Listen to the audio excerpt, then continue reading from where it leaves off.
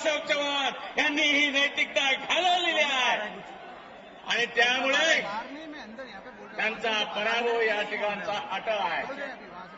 अशोक चव्हाण म्हणतात या विकास केला. अशोक चव्हाण तुम्ही महाराष्ट्र आणि नांदेड विकास केल्याशिवाय दुसरं काही केलेलं नाही. मी अशोक चव्हाण सांगतात, अशोकराव तुम्ही का उभा राहिला? मी त्यांना दोनदा प्रश्न विचारला. कारण तुमचं काही खरं नाही.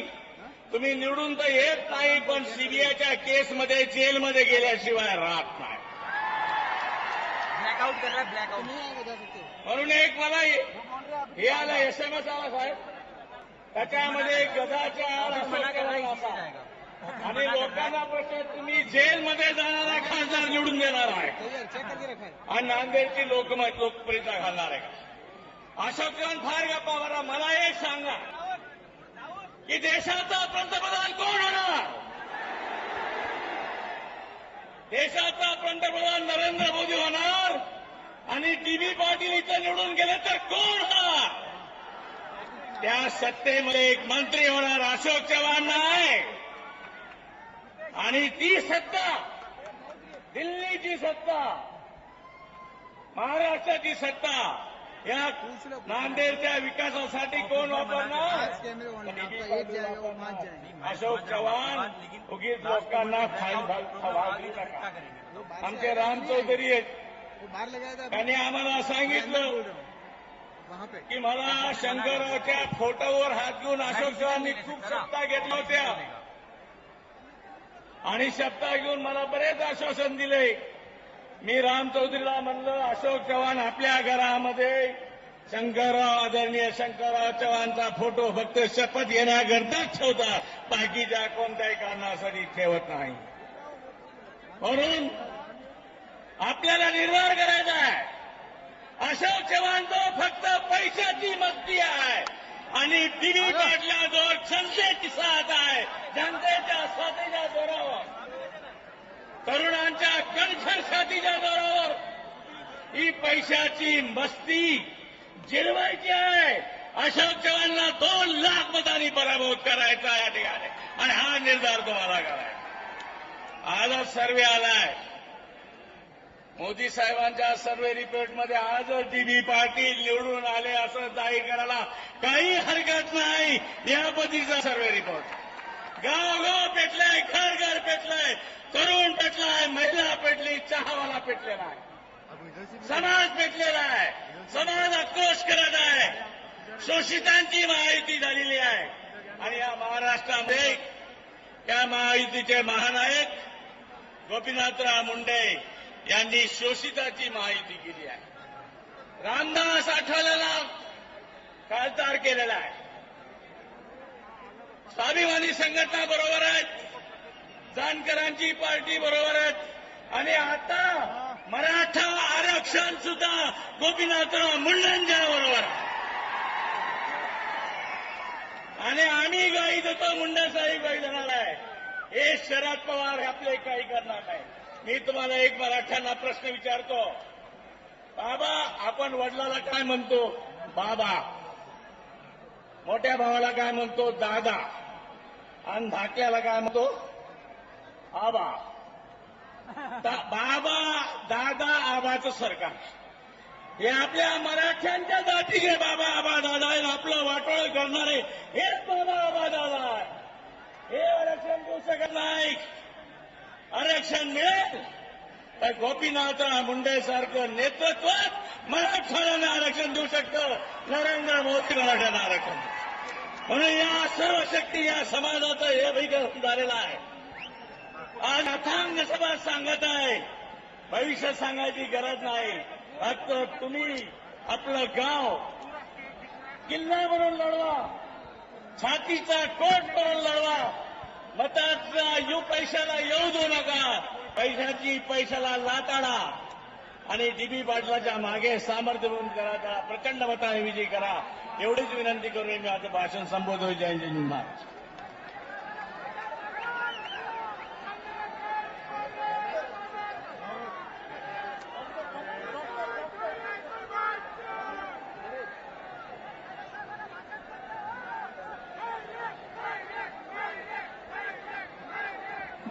शिवसेनेचे नेते माननीय सोहाजी सामंत हे आपल्याला मार्गदर्शन करतील.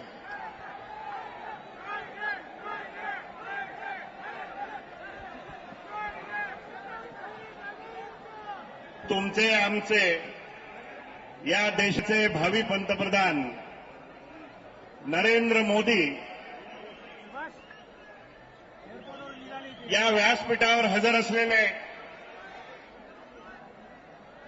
संभाजीनगर चे उमेदवार खैरे साहेब, परभणीचे उमेदवार संजय जाधव, हिंगोलीचे उमेदवार सुभाष वानखेडे, आपले सर्वांचे नांदेडचे उमेदवार डी.बी. पाटील आणि जालनाचे उमेदवार माननीय दानवे साहेब यांना माननीय मुंडे साहेबांचं आगमन झालेलं आहे. रामदासजी आठवले यांचंही आगमन झालेलं आहे.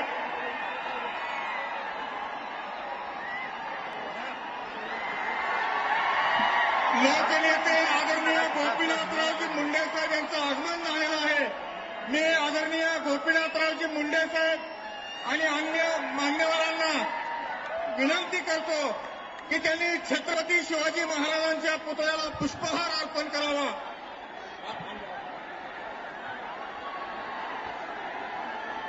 आदरणीय गोपीनाथ मुंडेंना मी अशी विनंती करतो त्यांनी छत्रपती शिवाजी महाराजांचं पुष्पहार घालून स्वागत करावं. छत्रपती शिवाजी महाराज की जय भवानी, जय भवानी. छत्रपती शिवाजी महाराज की.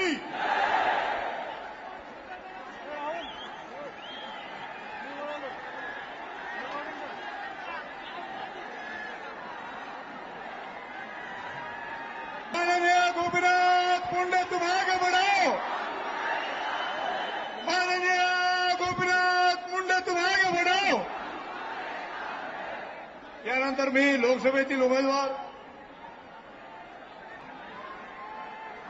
Monday to Sunday, Monday to Sunday, Monday to Sunday, Monday to Sunday.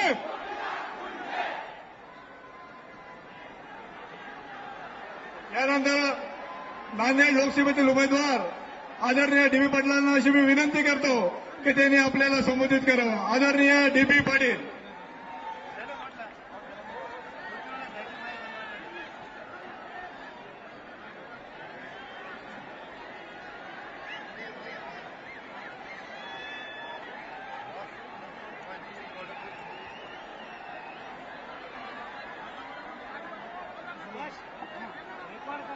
भारताचे भावी पंतप्रधान आदरणीय नरेंद्र मोदी साहेब, तसेच आमचे नेते माननीय गोपीनाथजी मुंडे साहेब, तसेच आरपीआयचे नेते माननीय रामदासजी आठवले साहेब, अण्णा शेंडगे साहेब, मंचावरील सर्व खासदार, महायुतीचे सर्व जिल्हाध्यक्ष व पदाधिकारी आणि जमलेले बंधू आणि भगिनी आणि महायुतीचे सर्व कार्यकर्ते बंधू आणि भगिनींनो, खरोखर आजचा जनसमुदाय पाहिल्यावर नक्कीच या देशाचे पंतप्रधान नरेंद्र मोदीजी होणार आहे आणि त्यांच्यासाठी आपल्याला महायुतीचा उमेदवार म्हणून मी या ठिकाणी तुमच्या आशीर्वादाने, सगळ्याच्या आशीर्वादाने या ठिकाणी उभा आहे. ही निवडणूक प्रतिष्ठेची आहे. 2004 मध्ये पहिल्यांदा ज्या पद्धतीने तुम्ही मला निवडून दिलात आणि एक इमानदार सांसद म्हणून पार्लमेंटमध्ये मी काम केलंय. तुम्हाला आठवत असेल ज्यावेळेस जे ते मनमोहन सिंगाचं सरकार कोसळायचं हे होतं, त्यावेळेस मनमोहन सिंगाकडून काँग्रेस पार्टीकडून मला जवळजवळ 30 कोटी रुपये घ्या आणि जे ते मनमोहन सिंगांना मतदान करा. पण हे सगळं बघून खरोखरच तुमच्या सगळ्याची आठवण म्हणून सांगतो की जे ते एकही पैसा न घेता भारतीय जनता पार्टीच्या मागे राहिलो आणि इमानदारीनं भारतीय जनता पार्टीमध्ये काम केलं मित्र. एवढा मोठा पैसा ठुकरावण्याचं कारणच ते आहे की जे ते तुम्ही दिलेलं प्रेम मी कधीही विसरणार नाही आणि विसरू शकत नाही. म्हणून जे ते या ठिकाणी जे ते मी पुन्हा एकदा माननीय मुंडे साहेबांना आणि महायुतीच्या सर्व नेत्यांनी मला या ठिकाणी उमेदवार म्हणून जे ते 2014 मध्ये केलेलं. पुढचा उमेदवार आपल्याला माहित आहे अशोक चव्हाण आहेत. अशोक चव्हाण बद्दल जेवढं बोलावं तेवढं कमी आहे. तुम्हाला एवढं सांगू इच्छितो, एकीकडे पैसेवाला आहे आणि एकीकडे बगर पैसेवाले आपण सर्वजण. आज या रक्त्या उन्हामध्ये पाहिलो की माझ्या कार्यकर्त्यांना मतदारांना जे ते उन्हामध्ये बसत असताना ज्या पद्धतीनं जे व्यथा त्रास आहे हेच जर काँग्रेसचं राहिलं असतं तर मोठमोठे शामियाने टाकले असते. परंतु तुम्ही एवढ्या रखरखत्या उन्हामध्ये थांबून आज जे ते या ठिकाणच्या सभेला आलात. जेवढंही कौतुक करावं तेवढं कमी आहे. मित्र, बाकी या शहराचे अनेक प्रश्न आहेत. एलबीटीचा प्रश्न सगळ्यात मोठा प्रश्न आहे. एलबीटी निघाली पाहिजे. शेतकऱ्याला गारपीटग्रस्त भागामध्ये जे गारपीट झालेली आहे, शेतकऱ्यांचे पंचनामे झाले नाहीत, अजून नावेजा नाही, पैसा नाही, हा सुद्धा महत्वाचा प्रश्न आहे. तसंच विमानतळासाठी ज्या जमिनी अधिग्रहण केल्या त्या जमिनीचा मावेदला अजून जे आहे ते मिळालेला नाही. एकही उद्योगधंदा नांदेडमध्ये नाही. यासाठी तुम्हाला सांगतो, नक्कीच जे आहे ते युती महाआघाडीच्या या सरकारमध्ये, महायुतीच्या सरकारमध्ये सांसद म्हणून काम करून तुमच्या सगळ्यासाठी इमानदारीनंच जे ते काम करून कुठेही विकल्या न जाता भाई नरेंद्र मोदीजी आणि मुंडे साहेबांच्या सोबत राहणार आहे. एवढंच या प्रसंगी बोलतो आणि माझे 2 शब्द संपवतो. जय हिंद, जय भारत.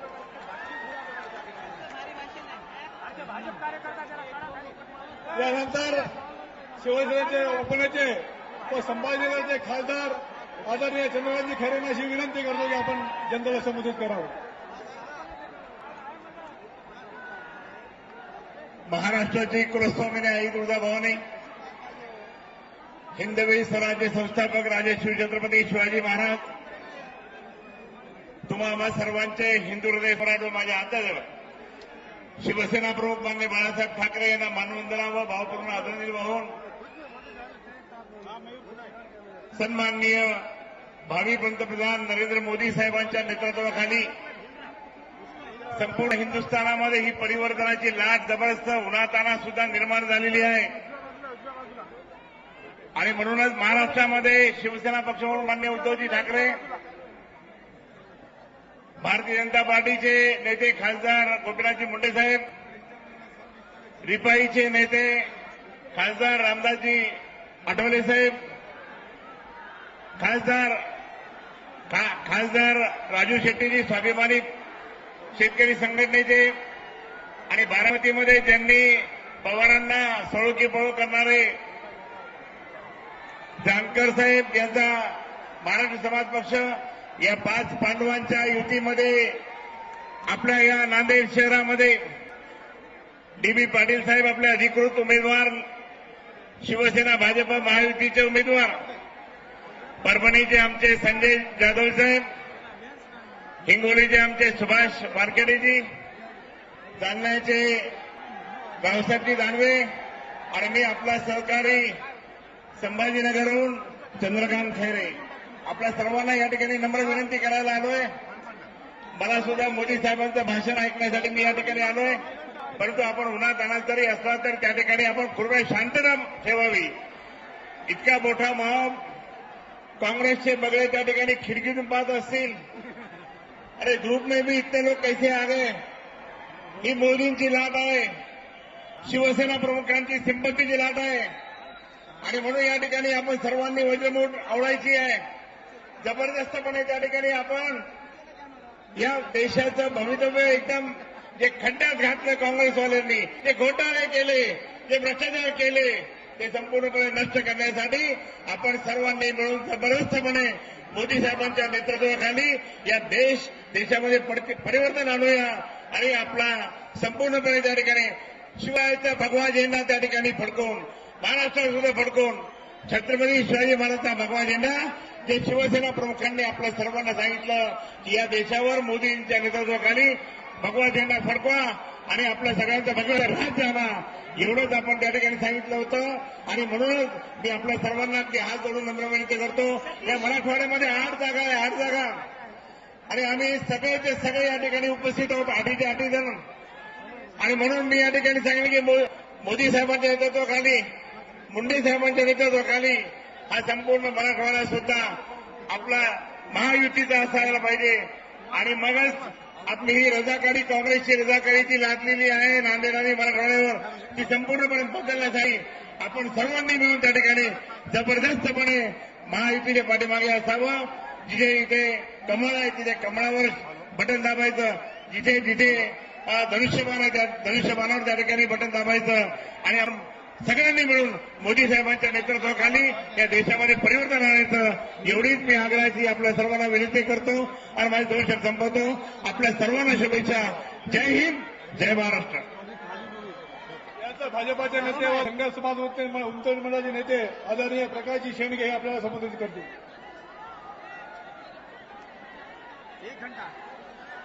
व्यासपीठावर विराजमान या तमाम महाराष्ट्रातील जनसामान्याचे आधारस्तंभ आदरणीय गोपीनाथ मुंडे साहेब, व्यासपीठावर उपस्थित सगळे मान्यवर, दलितांचे हृदय सम्राट आदरणीय आठवले साहेब आणि या ठिकाणी या विराट सभेसाठी उपस्थित असलेल्या नांदेड लोकसभा मतदारसंघातील मतदार बंधू आणि भगिनींनो, 16व्या लोकसभेचं रणशिंग फुंकलेलं आहे. भारतीय जनता पार्टीचे उमेदवार डी.बी. पाटील हे मैदानात उतरलेले आहेत. नुकताच काँग्रेसचा उमेदवार मैदानात उतरलेला आहे. आता ही लढाई धनशक्ती विरुद्ध जनशक्तीची आहे. चव्हाण साहेब, आपण जरा ह्या गर्दीकडे बघा. तुम्हाला तुमचा मुक्काम आदर्श सोसायटीत हलवावं लागेल. ही नांदेडची जनता ही आता मोदीला पंतप्रधान बनवण्यासाठी या रखरखत्या उन्हामध्ये नांदेडमध्ये जमा झालेली आहे. मोदीला पंतप्रधान करायचंय. या ठिकाणी महायुती, या ठिकाणी महादेव जानकर युतीमध्ये आहेत. आता नुकताच काल मराठा समाजाचे नेते विनायकरावजी मेटे साहेब यांनी सुद्धा महायुतीमध्ये प्रवेश केलेला आहे. मराठा समाजावरती अन्याय काँग्रेस आणि राष्ट्रवादीच्या या सरकारनं केलेला आहे म्हणून न्याय मागण्यासाठी, न्याय मिळण्यासाठी हे सुद्धा महायुतीमध्ये आलेले आहेत. या महाराष्ट्रामध्ये 1.5 कोटी असलेला धनगर समाज, या नांदेड लोकसभा मतदारसंघामध्ये 3 लाख संख्येचा धनगर समाज हा सुद्धा आता महायुतीच्या मागे ठामपणे उभा राहणार आहे. कारण त्यांचा शेड्यूल ट्राईबचा प्रश्न, एसटीचा प्रश्न या काँग्रेस आणि राष्ट्रवादीच्या सरकारनं हा सोडवला नाही, अन्याय केला. बारामतीला शरद पवारांचं राज्य आहे. गेल्या वेळी माढा लोकसभा मतदारसंघामध्ये शरद पवार उभे होते. त्या ठिकाणी 6.5 लाख धनगर समाजाचं मतदान आणि आमचा जानकर सुद्धा त्यावेळी तिथं उभा होता. शरद पवारांनी फतवा काढला. त्यांनी त्यांच्या जाहीरनाम्यामध्ये सांगितलं की धनगर समाजाला आम्ही शेड्यूल ट्राईबची सवलत देऊ, त्यांचा आरक्षणाचा प्रश्न आम्ही मिटवू. पण गेल्या 5 वर्षामध्ये निवडणूक झाली आणि शरद पवार या गरीब भोळ्या बाबड्या धनगर समाजाला दिलेलं वचन विसरले. त्यांनी या धनगर समाजाची फसवणूक केली. म्हणून आम्ही जानकरला सांगितलं की आता तू माढ्यामध्ये लढायचं नाही, तुझा आता लढायचं आहे ते बारामतीमध्ये. आणि बारामतीमध्ये या शरद पवारचा गड जो आहे तो गड काबीज करण्यासाठी आम्ही जानकरला बारामतीमध्ये पाठवलेला आहे. या धनगर समाज, हा भोळा बाबडा समाज याला फसवण्याचं काम या चव्हाण साहेबांच्या नेतृत्वाखाली या काँग्रेस आणि राष्ट्रवादीने केलेलं आहे. माझी विनंती आहे की पंढरपूरच्या बेळगावमध्ये अटल बिहारी वाजपेयीने आमचं घोंगडं खांद्यावर घेतलं होतं, आमचा ढोल वाजवला होता आणि त्यावेळी बालकृष्ण रेणके कमिशन या देशातील तमाम भटक्या मुक्त समाजाला न्याय देण्यासाठी कमिशन नेमलं. पण या काँग्रेस आणि राष्ट्रवादी सरकारनं या कमिशनच्या शिफारशी बातात गुंडाळल्या. त्याचा बदला घेण्यासाठी मी आवाहन करतो या तमाम महाराष्ट्र धनगर समाजाला, येत्या निवडणुकीमध्ये आमचे उमेदवार डी.बी. पाटील याला प्रचंड मताला निवडून द्या आणि धनगर समाजाला न्याय कोण देणार असेल, आमचे मुंडे साहेब देणार आहेत. मोदीच आम्हाला न्याय देऊ शकतील. म्हणून मी आवाहन करतो आणि माझं नावलं भाषण थांबवतो. जय हिंद, जय महाराष्ट्र, जय मल्हार.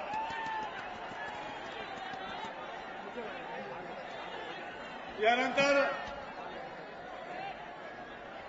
आदरणीय रामदासजी आठवले यांचं स्वागत भारतीय जनता पार्टी डॉक्टर सेलचे संयोजक श्री अजितजी गोपछडे यांची विनंती करतो की त्यांनी रामदास आठवले यांचं पुष्पगुच्छ देऊन स्वागत करावं.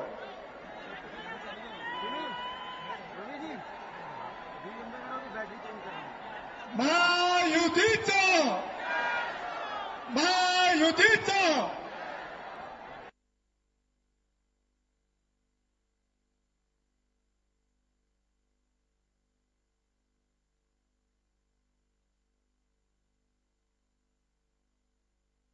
खाली राम चौधरी यांचा भारतीय जनता पक्षात प्रवेश होता.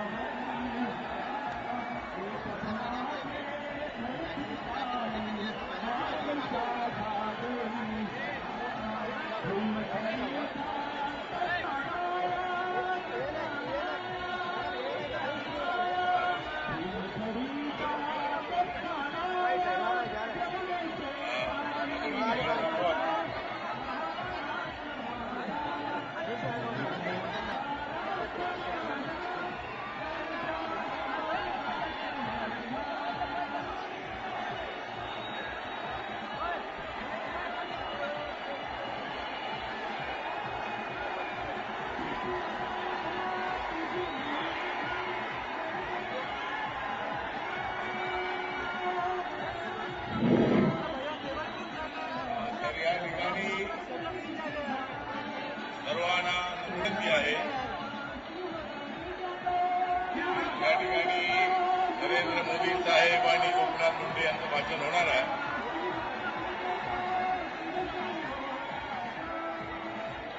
आणि मी या ठिकाणी एवढंच सांगतो, भाई और बहनों, पूरे देश में आ गई है नरेंद्र मोदी की आंधी. गाणं बंद करा, गाणं बंद करा, गाणं.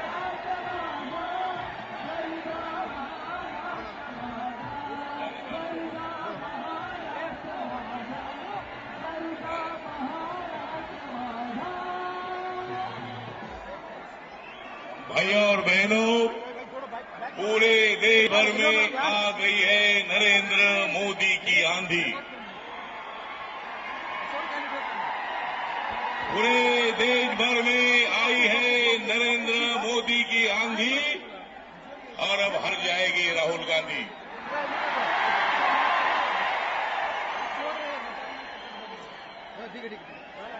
अब इसी महीने में टूट जाएगी मनमोहन सिंह जी के यूपीए की फांदी. अब टूट जाएगी मनमोहन सिंह जी के यूपीए की फांदी और अभी एनडीए की होने वाली है चांदी. नरेंद्र मोदी साहब, ये महाराष्ट्र की जनता है, ये छत्रपति शिवाजी महाराज और बाबा साहब अम्बेडकर जी को मानने वाली जनता है. और यहाँ एक चमत्कार हुआ है, भगवे के साथ नीला झंडा भी आ गया है, भीम शक्ति का नीला झंडा. आपको प्रधानमंत्री पद से कोई रोक नहीं सकते हैं. बहुत सारे लोग ये चर्चा कर रहे हैं कि भाई नरेंद्र मोदी जी आएंगे तो बाबा साहब का संविधान बदलेगा, लेकिन ये बात झूठ बात है, गलत बात है, गलत बात कर रहे हैं. और इसलिए हमें बाबा साहब अम्बेडकर जी के संविधान का भारत खड़ा करने के लिए रिपब्लिकन पार्टी आपके साथ आई है इस महाराष्ट्र में और पूरे देश भर में. इस कांग्रेस वालों ने जो देश का सत्यानाश कर दिया है, इसीलिए इस चुनाव में हम कांग्रेस का सत्यानाश करेंगे. और इसीलिए हम सब लोग मिलकर हम आपके बारे में उल्टी सीधी बात की जाती है, लेकिन एक बात सही है कि आप ईमानदार हैं और दलित हो, माइनॉरिटी हो, ओबीसी हो, मराठा कम्युनिटी हो, हमने मराठा कम्युनिटी को आरक्षण देने का वादा किया है. ये कांग्रेस वाले कुछ नहीं करते हैं, खाली बकवास करते हैं, खाली बातें करते हैं. और इसी तरह कांग्रेस पर अभी किसी का विश्वास नहीं, राष्ट्रवादी पर किसी का विश्वास नहीं. और इसीलिए रिपब्लिकन पार्टी ऑफ इंडिया अब महायुति के साथ, एनडीए के साथ आई है. और महाराष्ट्र की तमाम हमारी भीम शक्ति की ओर से, नीले झंडे की ओर से मैं आपको इतना बताना चाहता हूं कि हम सब लोग आपको साथ देंगे. आपको प्रधानमंत्री बनाने के लिए हम सब लोग साथ देंगे और हम देश का भ्रष्टाचार खत्म करेंगे, देश की महंगाई खत्म करेंगे, यहाँ के दलित आदिवासी पर होने वाला अन्याय खत्म करेंगे और देश के 121 करोड़ जनता को न्याय देने के लिए आपकी सरकार काम करेगी, ऐसा हमें विश्वास है. इसलिए भीम शक्ति रिपब्लिकन पार्टी ऑफ इंडिया आपके साथ है. और फिर एक बार मैं आपको धन्यवाद देता हूं मोदी साहब, क्योंकि यहाँ अभी सब लोग ये माहौल देखकर सब लोग बोल रहे हैं कि अभी यहाँ से बहुत दूर जाएगी कांग्रेस की खादी, बहुत दूर निकल जाएगी कांग्रेस की खादी और प्रधानमंत्री बनेंगे नरेंद्र मोदी. और इसीलिए ये नरेंद्र मोदी प्रधानमंत्री बनेंगे और ये महाराष्ट्र की जनता, ये मराठी जनता शिवाजी महाराज पर, बाबा साहब पर प्रेम करने वाली आपके साथ है. आपके बारे में गलत बातें करते हैं, लेकिन हम आपके साथ हैं. और इसीलिए हम बाबा साहब के संविधान का भारत खड़ा करने के लिए आप प्रधानमंत्री बनेंगे और हम भी आपको साथ देंगे. जय भीम, जय महाराष्ट्र, जय भारत. त्यानंतर पंतप्रधानांचे आपले उमेदवार हिंदुस्थानचे नेते आदरणीय नरेंद्र मोदी यांचं स्वागत. महायुतीचे सर्व मराठवाड्यातील उमेदवार आदरणीय डी.बी. पाटील, चंद्रकांतजी खैरे, सुभाष वानखेडे साहेब, बंडू जाधव यांना अशी विनंती करतो की तिने मोठं पुष्पहार घालून आदरणीय नरेंद्र मोदी यांचं स्वागत करावं. आचार्य राममणी रातोळीकर, डॉक्टर धनाजीराव देशमुख, शिवसेनेचे संपर्क प्रमुख सुहाजी सामंत, दोन्ही जिल्हा प्रमुख प्रकाश कोणगे, हेमंत पाटील. मोदी मोदी मोदी मोदी मोदी मोदी मोदी.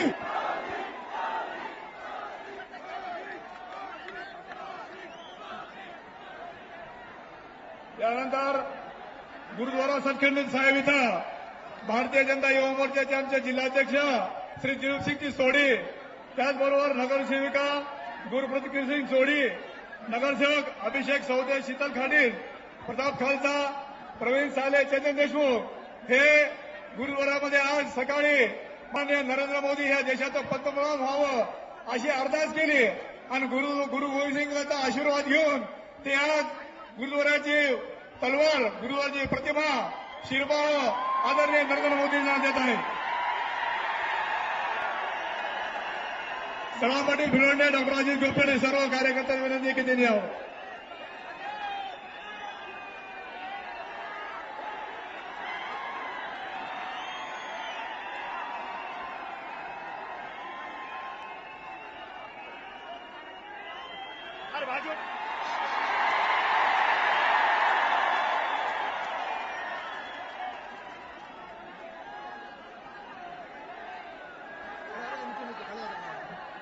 त्यानंतर भारतीय जनता पार्टीचे प्रदेशाध्यक्ष आदरणीय देवेंद्रजी फडणवीस यांचं स्वागत करण्यासाठी मंचावर उपस्थित पंतप्रधान पदाचे उमेदवार माननीय नरेंद्रभाई मोदीजी, माननीय मुंडे साहेब, रामदास आठवलेजी, सर्व आपले उमेदवार आणि बंधू भगिनींनो, हा जो महासागर या ठिकाणी दिसतोय, या मराठवाड्यानं काँग्रेस राष्ट्रवादीचा सुपडा साफ होणार आहे हे या ठिकाणी स्पष्ट झालेलं आहे.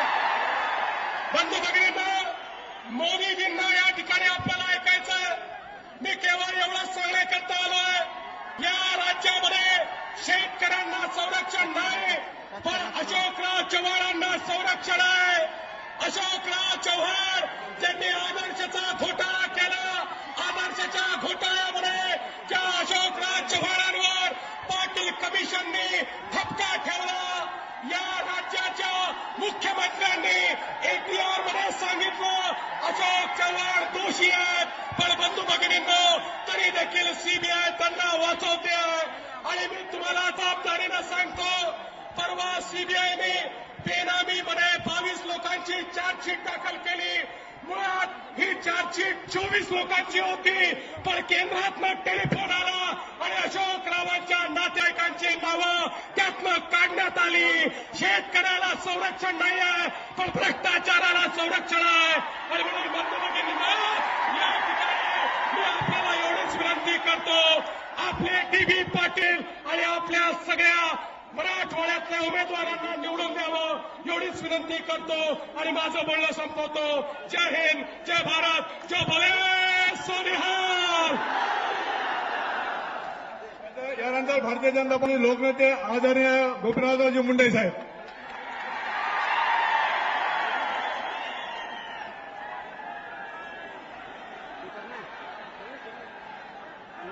आज सभेला उपस्थित असलेले आणि उद्या निश्चित प्रधानमंत्री होणारे श्री नरेंद्र मोदीजी, मंचावरील सर्व मान्यवर, या स्टेडियम जेवढी गर्दी आहे तेवढीच गर्दी स्टेडियमच्या बाहेर आहे. आपले उमेदवार श्री डी.बी. पाटील या नांदेडच्या भर उन्हात उपस्थित असलेल्या बंधू आणि भगिनींनो, राहुल गांधी आके खोल के देखो जनता किसके साथ है. नांदेडमध्ये इतिहास घडणार, माजी मुख्यमंत्री अशोक चव्हाणचा पराभव करून डी.बी. पाटील संसदेत जाणार. हा जनमानस आहे. आमचं सरकार आल्यास आम्ही टोल मुक्त महाराष्ट्र करू. एलबीटीचा जो टॅक्स आहे तो रद्द करू. गारपीट झालेली आहे, अजून एक नया पैसा मिळालाय का गारपिटीचा? मदत करते का हे सरकार? हे सरकार गारपिटीमध्ये मदत करत नाही. असलं सरकार काढून टाकल्याशिवाय राहायचं नाही. आपलं सरकार आल्यास आम्ही कर्ज माफ करणार. यावर्षी गारपीट शेतकऱ्याचं कर्ज माफ करणार. विजेचं बिल माफ करणार. सर्व समाजाला बरोबर घेऊन जायची आपली भूमिका आहे. रामदासजी आठवलेला ज्यांचं सामान दिल्लीमध्ये फेकून दिलं होतं, त्या रामदासजी आठवलेला आम्ही राज्यसभेत पाठवण्याचं काम केलेलं आहे. तेव्हा आरपीआयच्या कार्यकर्त्यांनो, डीबी पाटलाला लोकसभेत पाठवायचं काम तुम्हाला करायचं. धनगर समाजाला आश्वासन देतो म्हणून, धनगर समाजाला न्याय देतो म्हणून आश्वासन दिलेलं 13 वर्ष तुम्ही पाळलं नाही. रद्द कधी तुम्ही केलं नाही. या धनगर समाजाला आम्ही न्याय देऊ. आणि कालच श्री उद्धव ठाकरेंनी आणि रामदासजींनी प्रेस घेऊन सांगितलंय, 15 वर्ष मराठा समाजाला तुम्ही आरक्षण दिलं नाही. आज आमचं सरकार आल्यानंतर महाराष्ट्रामध्ये मराठा समाजाला सुद्धा आरक्षण देण्याचा निर्णय. भरपूर बोलतायत. मी पुन्हा नांदेडमध्ये येणार आहे, पुन्हा सभा घेणार आहे. मी या ठिकाणी राम चौधरीला आणि आमचे राठोड साहेब, कुठे राठोड आणि राम चौधरी उभे राहा, या दोघांनाही भाजपमध्ये प्रवेश दिला असं मी जाहीर करतो. आणि या दोन्ही मतदारसंघात जाऊन मुखेड आणि मुदखेडला मी स्वतः जाहीर सभा करणार आहे. मी नरेंद्र मोदीजींना आश्वासन देतो, महाराष्ट्रातून 40 आणि मराठवाड्याच्या 8ही जागा भाजप शिवसेनेच्या निवडून आल्याशिवाय हा निजामाच्या विरुद्ध लढणारा मराठवाडा आज संपूर्ण मराठवाडा एक दिलाने आणि एक मनाने श्री नरेंद्र मोदींच्या मागे उभा राहील आणि 8ही खासदार निवडून पाठवेल. त्यापैकी मी एक खासदार आहे. जय हिंद, जय महाराष्ट्र. यानंतर हिंदुस्थानचे भावी पंतप्रधान आदरणीय नरेंद्रजी मोदी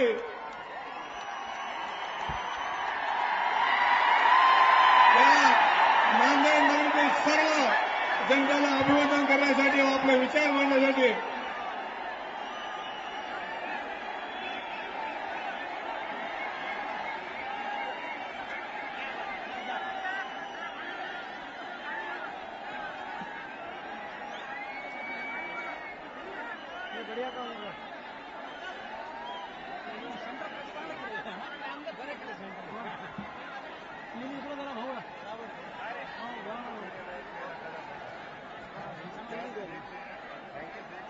नरेंद्र जी मोदी, आप आगे बढ़ो. मोदी मोदी मोदी.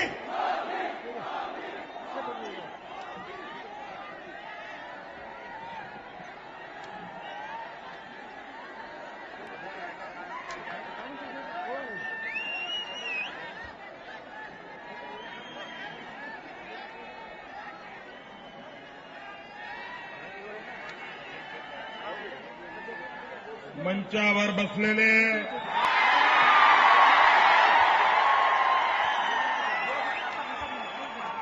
भारतीय जनता पार्टीचे वरिष्ठ नेते श्री गोपीनाथराव मुंडे, प्रदेश अध्यक्ष देवेंद्र फडणवीस जी, श्री रामदास आठवले जी, श्री सुभाष सामंत जी, लोकसभा निवडणुकीमध्ये नांदेडचे लोकप्रिय उमेदवार डीबी पाटील, श्री रावसाहेब दानवे, श्री सुभाष वानखेडे, श्री चंद्रकांत खेड़े, श्री संजय जाधव, श्री राम पाटिल जी, श्री धनाजीराव देशमुख, श्री माधव भंडारी जी,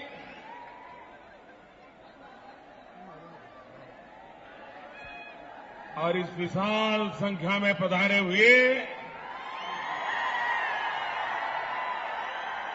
मेरे भाइयों और बहनों, उद्या गुड़ी पड़वा है।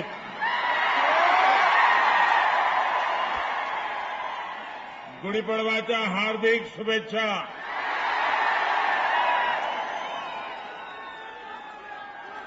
भाइयों बहनों,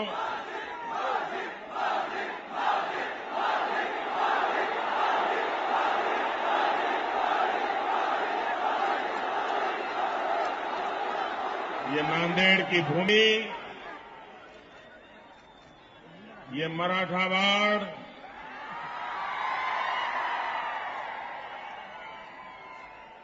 गुरु गोविंद सिंह जी के चरण रथ से पावन हुई ये धरती देश और दुनिया को वीरता, त्याग, तपस्या, बलिदान इसकी प्रेरणा देने वाली ये धरती है। मैं धरती को नमन करता हूं।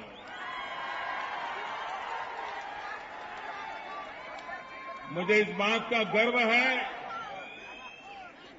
कि गुरु गोविंद सिंह जी के साथ हमारा बड़ा सीधा नाता है। सीधा नाता इसलिए है कि गुरु गोविंद सिंह जी के जो पहले पंच प्यारे थे, उन पहले पंच प्यारे में एक गुजरात का था। वो द्वारिका का था, वो दर्जी था और गुरु गोविंद सिंह जी के आह्वान पर बलिदान देने के लिए तैयार हुआ था। और उसी की स्मृति में हमारे यहां गुरु गोविंद सिंह जी की स्मृति में एक बहुत बड़ा भव्य अस्पताल हमने बनाया है। भाइयों बहनों, मैं पिछले चुनाव में भी आया था।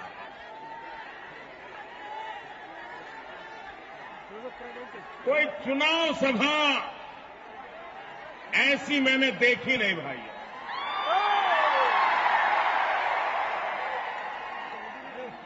चुनाव सभा में ऐसा मानव सागर, और भाइयों बहनों, आप 2-2 घंटे से ये चमचमाती धूप में तप रहे हो, बिना पानी तरस रहे हो। भाइयों बहनों, आपकी ये तपस्या, आपका यह प्यार मराठावाड़ के मेरे प्यारे भाइयों बहनों, जब गरीब इंसान को प्यार मिलता है, आशीर्वाद मिलता है, तो जीवन भर के लिए वो उसका दास हो जाता है। मैं गरीब परिवार से पैदा हुआ हूं और इतना प्यार आज आपने मुझे आपका दास बना दिया है।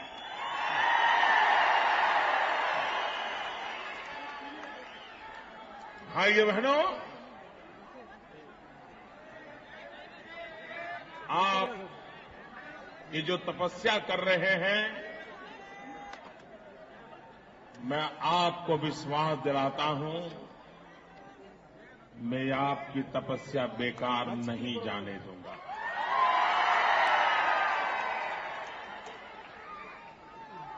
भाइयों बहनों,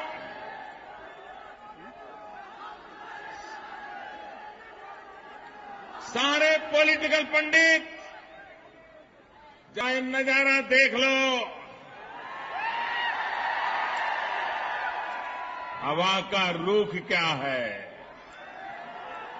आंधी चल रही है, आंधी भाइयों। और मैंने कहा था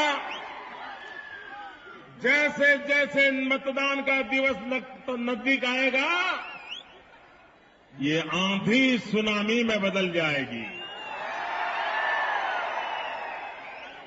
और देश को लूटने वाले, देश को बर्बाद करने वाले इस सुनामी में बच नहीं पाएंगे। ये जनता जनार्दन की आवाज है। भाइयों बहनों, चुनाव तो हमने बहुत देखे हैं। राजनीतिक दल चुनाव लड़ते हैं, प्रत्याशी चुनाव लड़ते हैं, लेकिन ये पहला चुनाव मैं देख रहा हूं जो चुनाव दल नहीं लड़ रहा है, देश लड़ रहा है। जनता जनार्दन चुनाव लड़ रही है। भाइयों बहनों, एक समय था जब सभी दल इकट्ठे होकर के सत्ता पक्ष को हटाने के लिए, सरकार में परिवर्तन लाने के लिए सभी राजनीतिक दल इकट्ठे होते थे और नई नई योजनाएं बनाते थे, तरकीब करते थे कि इनको सत्ता में से कैसे हटाया जाए। ये चुनाव ऐसा है जिसमें पहली बार सत्ता में बैठे लोग, उनके साथी दल डर के कारण परेशान लोग, ये सारे इकट्ठे हो गए हैं और वे क्या कह रहे हैं? कुछ भी करो, मोदी नहीं आना चाहिए। पहली बार हुआ कोई विपक्ष के व्यक्ति को रोकने के लिए हिंदुस्तान में इतने दलों को कभी इकट्ठा नहीं होना पड़ा। भाइयों बहनों, ये मोदी को रोकना क्यों चाहते हैं? क्यों परेशान है? इनकी नींद क्यों उड़ गई है? ये बेचैन क्यों है? वे बेचैन इसलिए हैं कि उनको पता है 16 मई के बाद उनकी जगह कहां होगी। भाइयों बहनों, एक कांग्रेस पार्टी वालों को पहचानना बहुत जरूरी है। हमारे समाज जीवन में कभी भी कोई भाई अपनी बहन का छीन लेता है क्या? जरा मुझे बताइए, कोई भाई अपनी बहन का छीन लेता है क्या? कोई मां बाप अपनी बेटी का कुछ ले लेते हैं क्या? अरे कुछ परिवार तो ऐसे होते हैं बेटी के घर की चाय तक नहीं पीते हैं। ऐसा ही है ना? ऐसा ही है ना? ये यहां के कांग्रेस के उम्मीदवार ऐसे हैं, अपनी बहन का ही छीन लिया।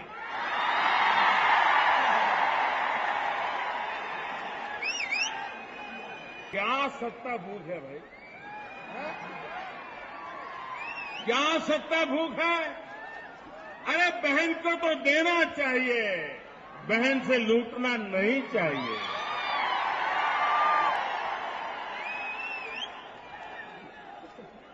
और भाइयों बहनों,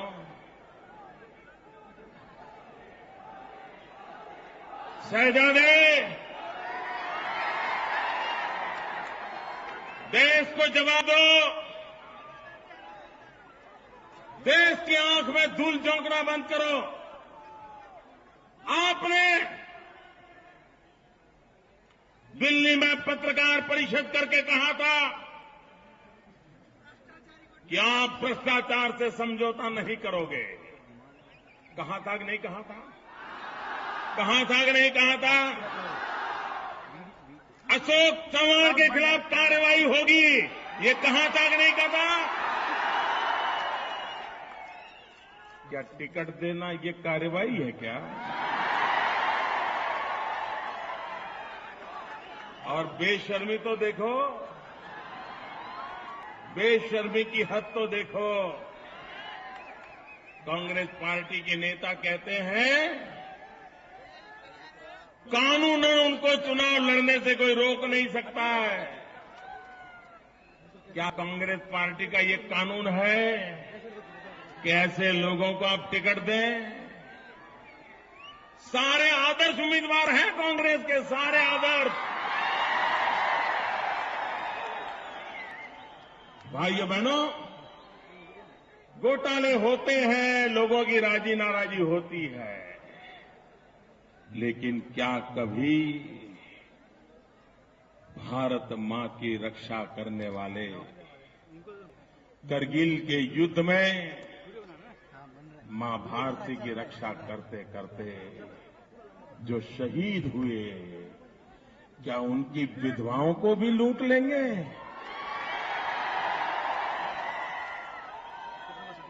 सवाल ये मुंबई की एक इमारत का नहीं है।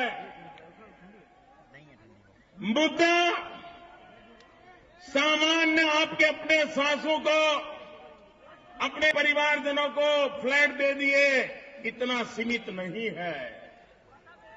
कांग्रेस पार्टी का भारत की सेना के प्रति रवैया क्या है, उसका सवाल है भाइयों। क्या देश के लिए मरने वाले जवानों की विधवाओं से भी आप छीन लोगे?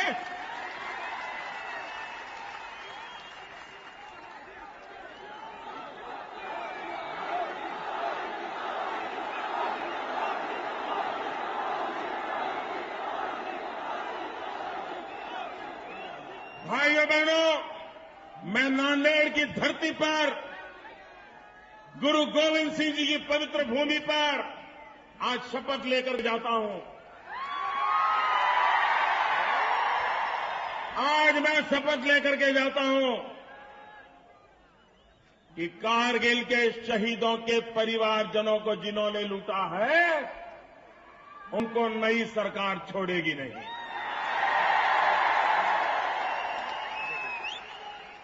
भाइयों बहनों, देश ऐसे नहीं चलता है। और मैं आज सार्वजनिक रूप से कहना चाहता हूं, देश की जनता भारतीय जनता पार्टी की सरकार बनाने वाली है।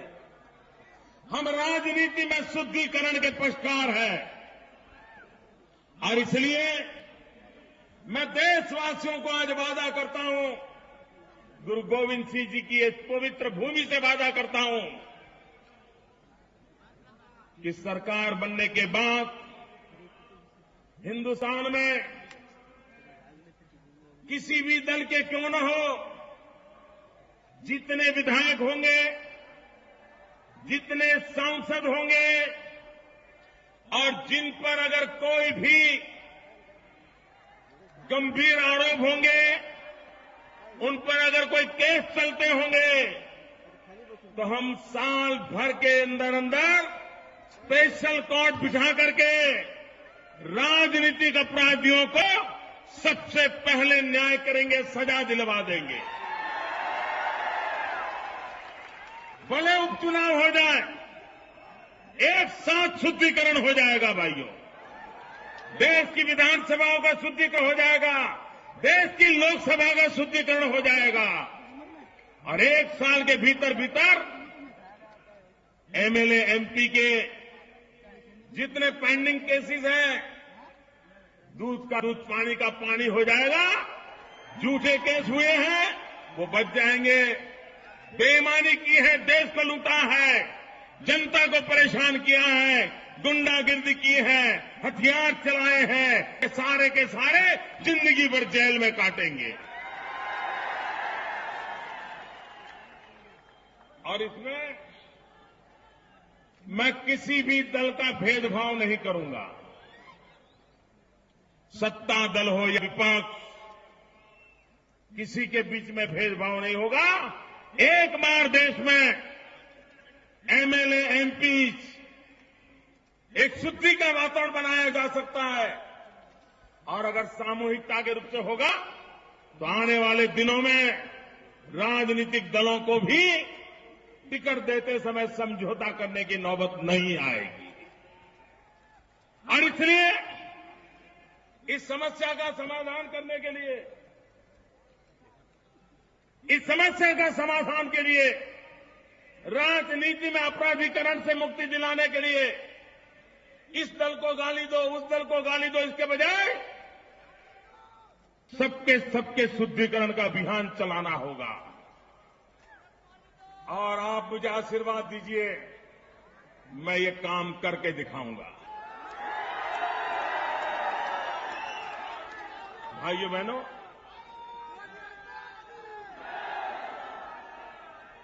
आप मुझे बताइए, जिन्होंने हिंदुस्तान को लूटा है, जिन्होंने गरीबी के पैसे हड़प किए हैं, देश के खजाने से लूटा है और विदेशों में धन जमा किया है, आप मुझे बताइए, ये काला धन वापस लाना चाहिए?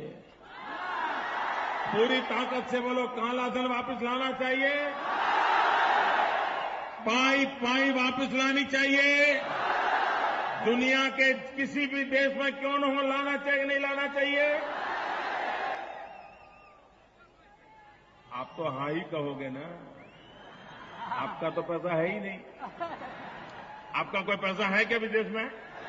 आपका कोई विदेश में है तो आप तो हाँ ही बोलोगे ना। तो ना कौन बोलेगा? ना कौन बोलेगा? ना कौन बोलेगा? ना कौन बोलेगा? जिनके रुपये विदेशों में है, जिन्होंने काला धन जमा किया है, वो ही रोड़े अटका रहे हैं।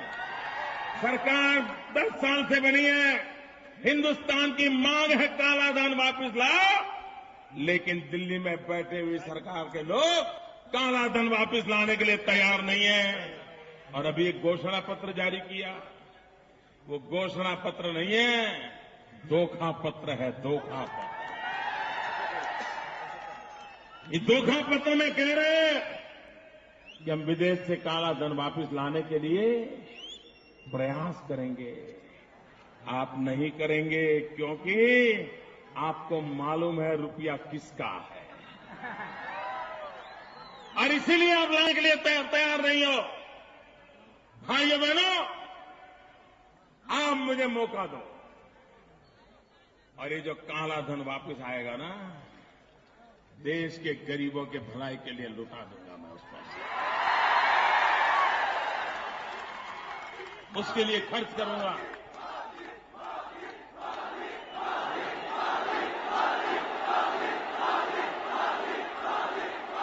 इतना ही नहीं, जो ईमानदार टैक्स पेयर हैं, जो देशभक्त नागरिक हैं, जो बराबर और ज्यादातर वो सैलरी वाले लोग हैं, जिनको बेचारे को चोरी करने का कोई अवसर ही नहीं है, उसका पगार फिक्स है, उसमें से इनकम टैक्स कटना फिक्स है, जो ऐसे नियमित रूप से इनकम टैक्स देते हैं, ये काला धन वापस ला करके उसमें से कुछ परसेंटेज ऐसे ईमानदार लोगों को इनाम में दे दूंगा, मैं इनाम में दे दूंगा।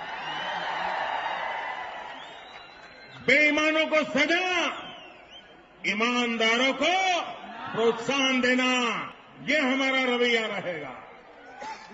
भाइयों बहनों, कांग्रेस पार्टी ने ये धोखा पत्र में माताओं बहनों की सुरक्षा की बात कही है। आपको भरोसा है ये कांग्रेस पार्टी माताओं बहनों की रक्षा कर सकती है, माताओं बहनों का सम्मान कर सकती है, माताओं बहनों का गौरव बढ़ा सकती है? भाइयों बहनों, जरा कांग्रेस पार्टी के अति बुद्धिमान नेता वो ऐसा मानते हैं कि जब भगवान बुद्धि बांटने निकला था तो कतार में सबसे पहले वही खड़े थे। मैं उनको पूछना चाहता हूं, दिल्ली में जिन निर्भया की घटना घटी, एक निर्दोष बच्ची पर बलात्कार हुआ, उसे मौत के घाट उतार दिया गया। आज भी मैं सुबह सुबह समाचार देख रहा था, आज भी दिल्ली में एक बलात्कार की घटना घटी। दिल्ली को मानो बलात्कारियों की राजधानी बना दिया गया हो, ये स्थिति पैदा की गई है। भाइयों बहनों, कांग्रेस पार्टी ने देश के साथ कैसी वादा खिलाफी की है, देश के साथ कैसा धोखा किया है। पिछले बजट में जब चारों तरफ निर्भया की चर्चा चल रही थी, चारों तरफ आक्रोश था, तो जनता को चुप करने के लिए उन्होंने बजट में निर्भया माताओं बहनों की सुरक्षा के लिए, सम्मान के लिए 1000 करोड़ रुपए की योजना बनाई। पिछले बजट में भाइयों बहनों, एक साल में इस निर्भया प्रोजेक्ट के अंतर्गत 1000 करोड़ में से एक नया पैसा उन्होंने खर्च नहीं किया, एक नया पैसा। आप मुझे बताइए, क्या ये नारी का सम्मान है? क्या ये नारी का सम्मान है? और ये कैसे लोग हैं? आपकी आंख में फिर धूल झोंक रहे हैं। इस बजट में फिर वही गाना गाया, पिछले बजट के 1000 करोड़ रुपया निर्भया वाला तो वैसा का वैसा पड़ा था, लेकिन चुनाव में बात बताने के लिए इस बजट में फिर से 1000 करोड़ रुपया का डाल दिया। भाइयों बहनों, अगर आपके पास पैसे नहीं है, अगर आपके पास इरादा नहीं है, अगर आपके पास बलात्कार से पीड़ित हमारी बहन बेटियों के लिए संवेदना नहीं है, तो ये निर्भया के नाम पर बजट के अंदर रुपये लिख लिख करके देश की आंख में धूल झोंकना बंद करो। श्रीमान चिदंबरम जी, देश को जवाब दो, क्या हुआ पिछले बजट में 1000 करोड़ रुपए का क्या हुआ? भाइयों बहनों, पहले तो कांग्रेस पार्टी ऐसा मानती थी कि लोगों की आंख में धूल झोंकने से काम चल जाएगा, लेकिन अब जनता जाग गई है। जनता को हर बात का पता चल जाता है, और इसलिए कांग्रेस पार्टी को पता है कि अब धूल झोंकने से काम नहीं चलेगा, इसलिए उन्होंने पार्लियामेंट प्रयोग शुरू किया है आंख में मिर्ची झोंकने का। और इसलिए अब कांग्रेस आपकी आंखों में मिर्ची झोंकने वाली है। भाइयों बहनों, मैं आज अनुरोध करने आया हूं, मराठावाड़ नया इतिहास बनाए, चुन चुन कर तो देश के लूटने वालों को साफ कर दो भाई, उनको सजा करो। भाइयों बहनों, मैं दिन रात सोचता रहता हूं, नौजवान बेरोजगार है, उसकी समस्या का हल कैसे निकालूं? माताओं बहनों के सम्मान सुरक्षा का हल कैसे ढूंढूं? महंगाई के मार से मर रहा गरीब, उस समस्या का हल कैसे ढूंढूं? भाइयों बहनों, मैं तो दिन रात लगा रहता हूं समस्या का हल ढूंढने में, और ये लगे रहते हैं मोदी का हल ढूंढने में। उनको दिन रात चिंता है कि मोदी का हल क्या है। भाइयों बहनों,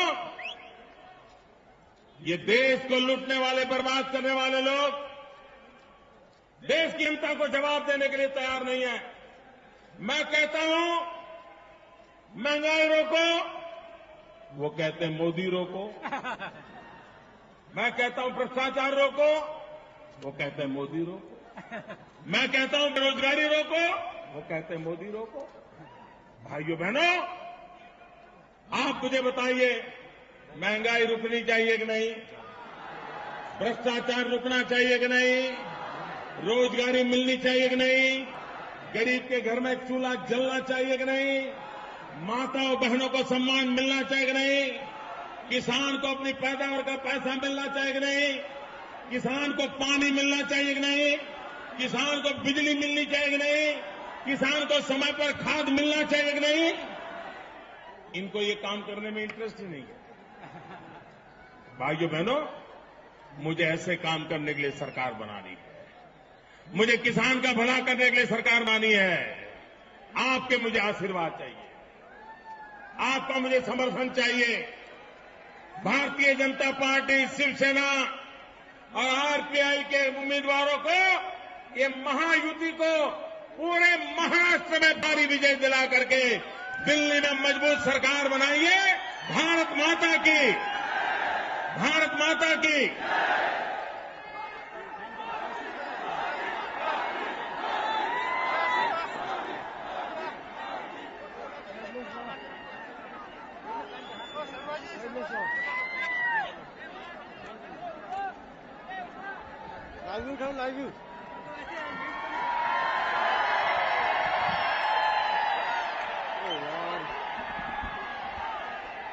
लाईव्ह ठेव ना.